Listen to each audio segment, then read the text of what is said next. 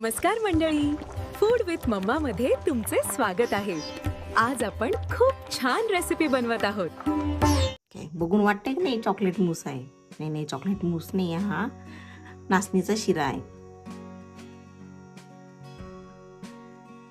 नमस्कार सर्वांना, माझ्या यूट्यूब चॅनलमध्ये आपलं सर्वांचं खूप स्वागत आहे. आज मी एक झटपट होणारा हेल्दी पदार्थ बनवणार आहे, जेणे की उन्हाळ्यामध्ये जी दाहकता असते ती कमी होते. तर त्यासाठी मी साधारण 4-5 जे बदाम आहे असे लांबसर कापून घेतलेले आहे. इथे मी साधारण 5-7 जी विलायची आहे त्याची पूड करून घेतलेली आहे. 1 चमचा आपल्याला तूप लागेल. इथे सुपर इन्ग्रेडियंट घेतला आहे, तो म्हणजे नाचणीचं पीठ. आणि 1 वाटी नाचणीचं पीठ आहे हे, आणि त्या जोडीला अर्धी वाटी आपल्याला गूळ लागेल. साहित्य बघून तुम्हाला कळलंच असेल की नेमकं काय आहे. तर मी आज रागीचा शिरा बनवते आहे. चला तर कृतीला आपण सुरुवात करूया. आता गॅसवर मी कढई तापत ठेवलेली आहे आणि साधारण हा 1 मोठा चम्मच आपण यामध्ये तूप घालू.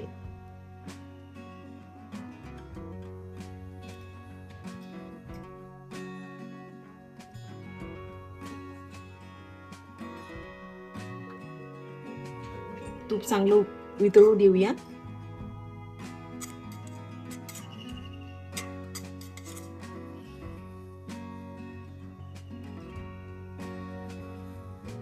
तूप वितळलं की यामध्ये हे बदामाचे काप जरा फ्राय करून घेऊया.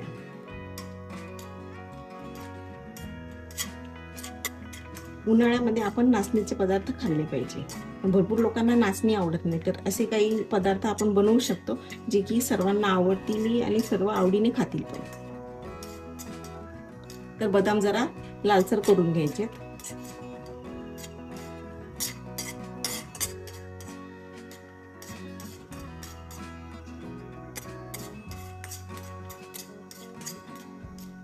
साधारण मिनिटभर परतायचे, हे जरा लालसर होऊ द्यायचे, म्हणजे खायला अशी क्रंची लागली ना तर जरा मजा येते.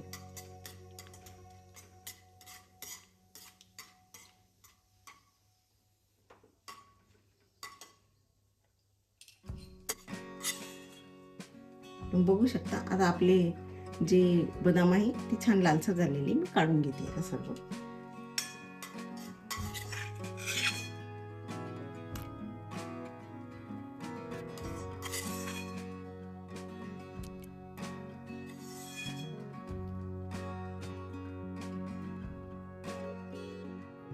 आपले बदाम फ्राय करून झालेले. आता सेम कढईमध्ये मी हे नाचणीचं पीठ टाकून घेते आणि या पिठाला एकदम मंद आचेवर भाजायचे. चांगलं खरपूस होईपर्यंत हे पीठ भाजायचंय आपल्याला.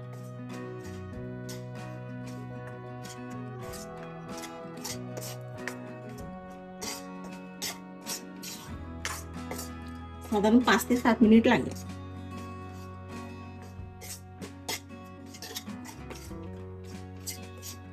तुम्हाला हे कंटिन्यू असं हे करायचंय, स्टर करायचंय, नाहीतर ती खाली लागण्याची शक्यता असते. त्यामुळे गॅसची फ्लेम ही एकदम लोच ठेवा. तर या पद्धतीने हे पीठ छान आपण मंद आचेवर भाजून घेतलंय.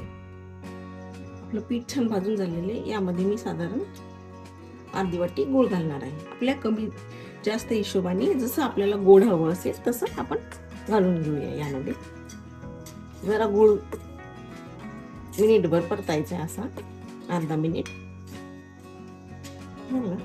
की यामध्ये आपल्याला पाणी टाकायचंय. दूध वगैरे काहीच घालायची गरज नाही, साधं नॉर्मल पाणी घालायचंय. गरम करायची गरज नाहीये. थोडं थोडं करून पाणी घालायचंय आपल्याला यामध्ये. हलवायला एकदम चकाकी येते. यामध्ये अजून थोडंच पाणी घालते मी.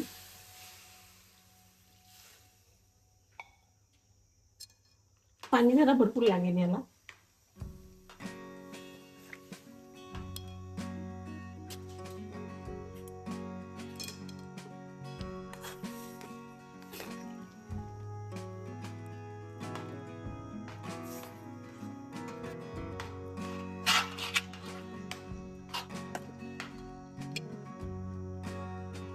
आता याला कंटिन्यू आपण स्टर करत राहूया.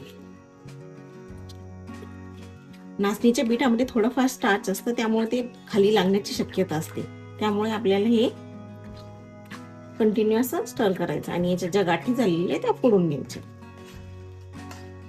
याची फ्लेम ही लोच ठेवायची.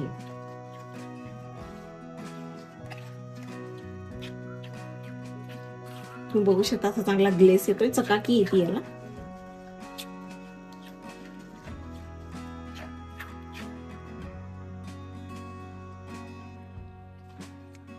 मस्त अशी चकाकी आलेली तुम्ही बघू शकता. ग्लेस आला एकदम मस्त. आता यामध्ये मी ही विलायचीची पूड टाकून घेतली.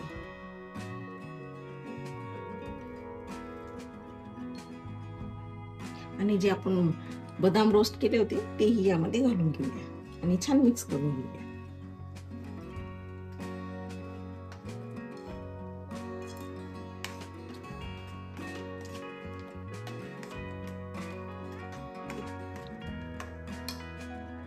आता गॅस बंद करूया.